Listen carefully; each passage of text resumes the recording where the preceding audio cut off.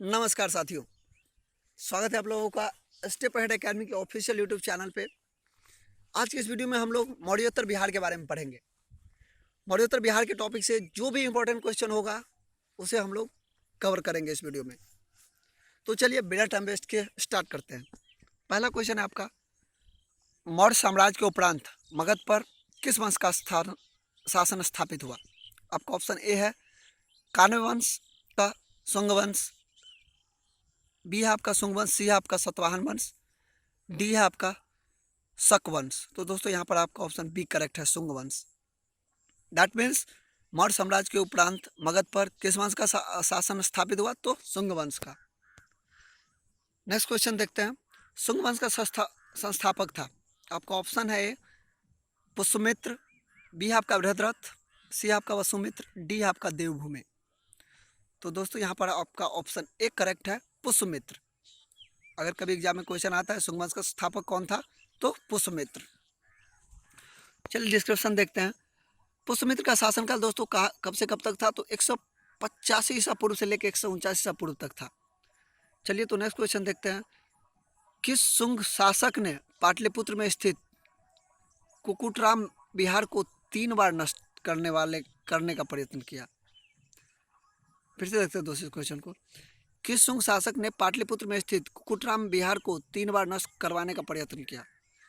तो दोस्तों यहाँ पर आपका ऑप्शन है ए वसुजेष्ठ, बी आपका अग्निमित्र, सी आपका पुष्यमित्र, डी आपका देवभूमि। तो दोस्तों यहाँ पर आपका ऑप्शन सी करेक्ट है, पुष्यमित्र। चलिए इसका कुछ डिस्क्रिप्शन देखते हैं। पुष्यमित्र ने ब्राह्मण धर्म का पूर्णोद्धार तथा बौद्धों के साथ उत्पीड़क और आक्रमण व्यवहार किया था दोस्तों। चलिए नेक्स्ट क्वेश्चन देखते हैं, पाटलिपुत्र पर यमन डेमेट्रियस का आक्रमण किस वंश के शासनकाल में हुआ था? आपका ऑप्शन है ए कान्व वंश, बी आपका मौर्य वंश, सी आपका नंद वंश, डी आपका शुंग वंश। तो दोस्तों शुंग वंश के ही टाइम में यमन डेमेट्रियस का आक्रमण हुआ था। नेक्स्ट क्वेश्चन देखते हैं, पाटलिपुत्र पर डेमेट्रियस का आक्रमण कब हुआ था?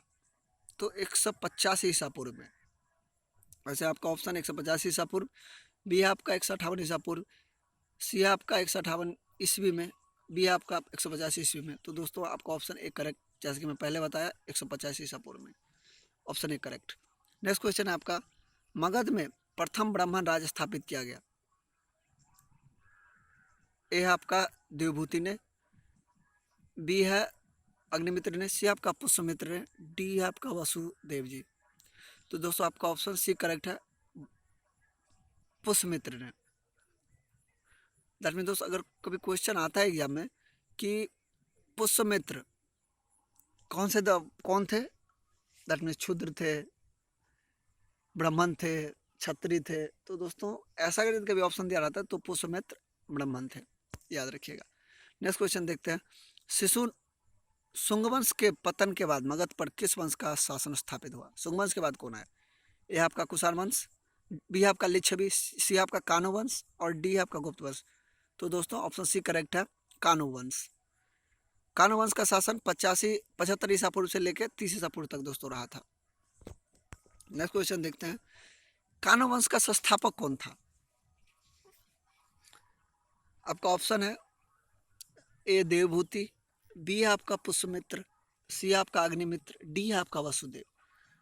तो दोस्तों यहाँ पर आपका ऑप्शन डी करेक्ट है, वसुदेव। कान्व वंश का संस्थापक कौन था? तो वसुदेव। डिस्क्रिप्शन देखते हैं, शुंग वंश का अंतिम शासक कौन था? देवभूमि।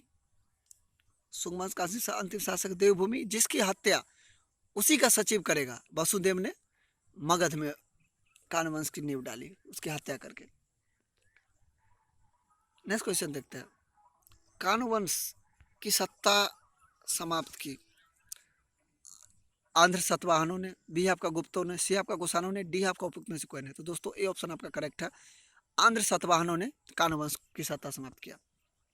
नेक्स्ट क्वेश्चन देखते हैं, कान्व वंश के उपरांत पाटलिपुत्र पर कुछ समय के लिए किस राजाओं ने शासन किया? तो दोस्तों कान्व वंश के उपरांत पाटलिपुत्र पर कुछ समय के लिए किस राजाओं ने शासन किया?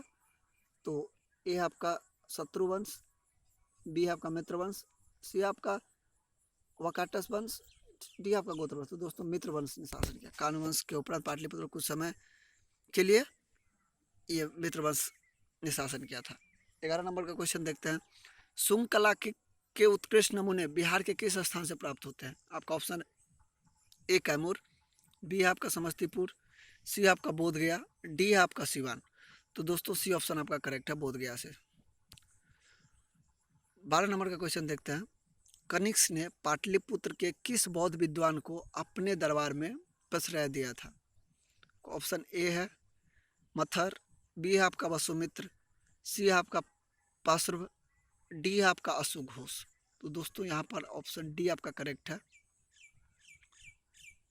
अशुघोष। 13 नंबर का क्वेश्चन इससे पहले दोस्तों हम इसका डिस्क्रिप्शन देखेंगे। कनिष्क पाटलिपुत्र के राजा को बुरी तरह प्राप्त कर हार जाने के रूप में वहां का अशुघोष बुद्ध का भिक्षा पात्र तथा अद्भुत मुर्गा ले गया था चुरा करके। 10 में जीतने के बाद ले गया था लूट करके। नेक्स्ट क्वेश्चन देखते हैं। मगध पर शासन करने वाले राजवंश का सही क्रम। तो यहाँ पर आपका ऑप्शन ए में है शिशुनाग, हरियंक, नंद, मौर्य, कान्व।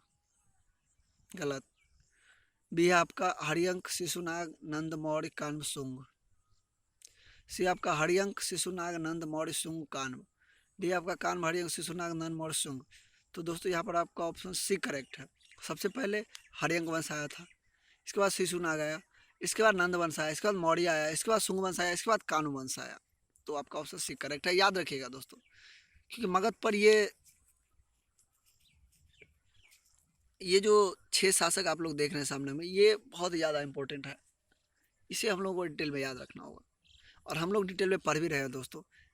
साथ ही दोस्तों मैं बता दूं कि अब तक हम लोग 8 लेक्चर कंप्लीट कर चुके हैं।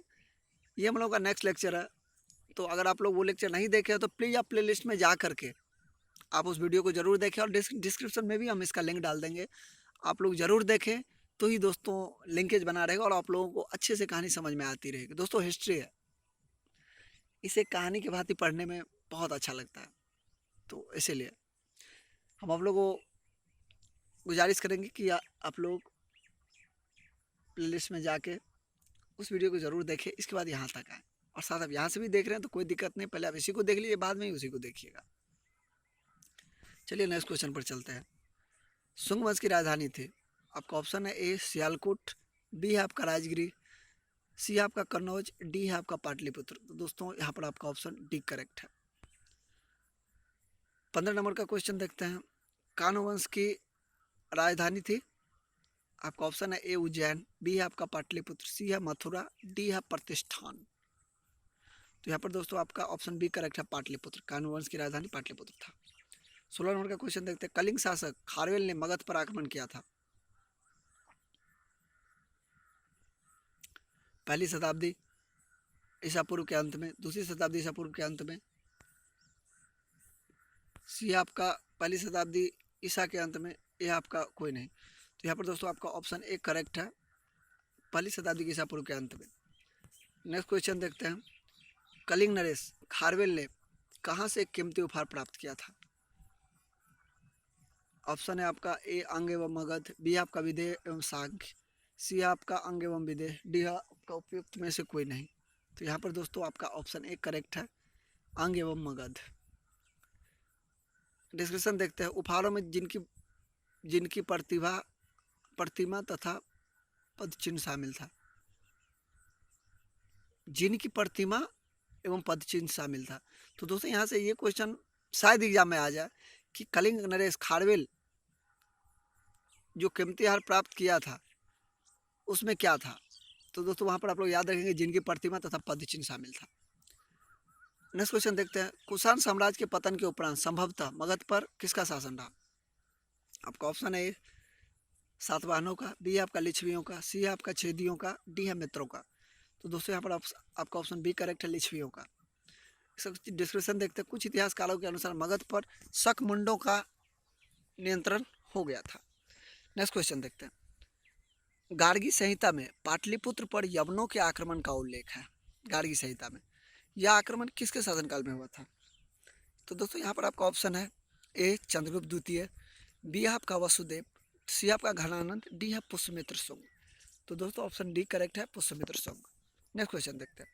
सुप्रसिद्ध बौद्ध विद्वान अशोघोष को प्रश्रय देने वाले शासक था।